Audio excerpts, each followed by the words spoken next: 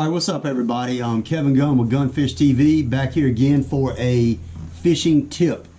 And in today's video, I am going to be replacing a rod tip. All right, so on this rod right here, you can see, if I can get it back where you can see it, that the insert of this micro tip has been knocked out. All right, so this happens normal fishing. You get hung in a log, hung in a tree, you take the rod tip jab down on a Texas rig or something like that. The weight punches through, you reel it up too tight to the tip, knocks the insert out. All right, so you want to replace this tip. You don't want to keep fishing with it like that because it'll fray your line, frazzle your braid all up, you know, fray monofilament fluorocarbon or whatever. So you want to get this taken care of. All right, so all the rod tips I use, this is a micro guide rod, so you need to get a micro guide tip repair kit. And I use the Fuji rod repair kit. Like I said, this is micro tip. All right, so you need tips and you need a razor blade. All right, a razor blade is for the fact that on most rods, and this rod too, this is a bionic blade, Bass Pro bionic blade rod. But you have, you know, thread with epoxy on it that runs up to the base of the tip. All right, so you need to get this off first, and before you can get the tip off and get your new one on. So you'll take your razor blade, and you don't want to cut towards you. Need to get this where I can kind of cut it away from me, right here. But you want to be very careful not to cut your rod. Because you could get into your rod a bit and mess it up. So you got to be very careful. You can get kind of right under that epoxy, just like I'm doing, and get that thread cut. You can just kind of go right on up, you know, real easy, and you'll kind of get down to the rod. And really, once you get the thread cut and you get it all the way up to the top, you can really take it, and you don't want to cut towards yourself, but you can take it and almost just peel it off. And just unwrap it from the rod tip. So I'm gonna get it kind of where I'm got the epoxy cut off for the most part, up here at the tip. All right, so there's the base of the tip right there. All right, so I think I got it good enough, so I can kind of take my fingernail, and right now I'm just basically peeling the thread off. All right, so I'm just peeling the thread off with my fingernail. You can take the razor blade and do it if you wanted to, but I'm just peeling it off with my thumb. All right, so I've peeled it off. That's the thread right there. So you can take your finger and kind of clean it up with the razor blade. And what I like to do, I don't have any right now, so I'm not going to do it on this rod. But what I like to do is have some real thin or small shrink tubing, and I slide that on before I put the tip on, when I put a new tip on, and I kind of slide that down and have a longer piece so it kind of goes where the thread was with the epoxy. And after I put the tip on, I'll just kind of heat that up and let that shrink, and it gives it a little bit better look. But this is just general replacing the tip and kind of nothing extra.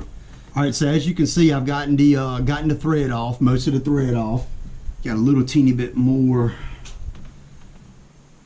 right here that I want to get that off. There we go. Alright, so we got that. Alright, so here's where the lighter comes in. Alright, so you need the lighter for one to melt the glue to put the new tip on. But you want to hold your tip with a pair of needle nose pliers is a good idea. You can just kind of hold the end. You want to hold some pressure. All right, so you want to take your lighter and you want to heat up that tip. All right, so heat it because it's glue. It's basically like hot glue underneath of that tip. All right, so you take it, poop, slide it right off. All right, that easy. All right, so I slid the tip off. It was that easy. Like I said, right here is basically has hot glue underneath of it. That's all that holds it on. And you're going to put your new tip on the same way. All right, so if there's anything left, you get it off. You can take a piece of sandpaper if you want and clean it up, but I don't do that. All right, so you got your new tip here. Now, this set comes with 3 different sizes, and the different sizes is not the tip size, not the hole in the tip, but actually the rod tube size, which is how big around your tip is. Okay, so this one is a 6.0, and I believe that is the size that I need. I don't know, 5.5 might be the one I need. Let's see. Might be 5.5. Alright, so yep, 5.5 is what I need. Alright, so I'm not going to open that glue because I already have another thing of it from where I've done this before. So this is just hot melt glue is all it is. So I got my tip right here, and you want to be careful and you want to make sure that you put your tip on straight. So it's a good idea to kind of take your rod and have it laying straight so you can put it on there. But all right, so you want to take it and you want to heat up the glue, and it's going to melt just like hot glue, and it kind of catches on fire and burns. All right, so you want to put that on the tip. I like to put it on the tip, kind of glob it on there, and then I like to take and heat it a little bit more and melt it up. Alright, and then slide the tip on and get it straight. And my little girl is calling my name right now, but a little bit excess is dripping off right now. That's no big deal.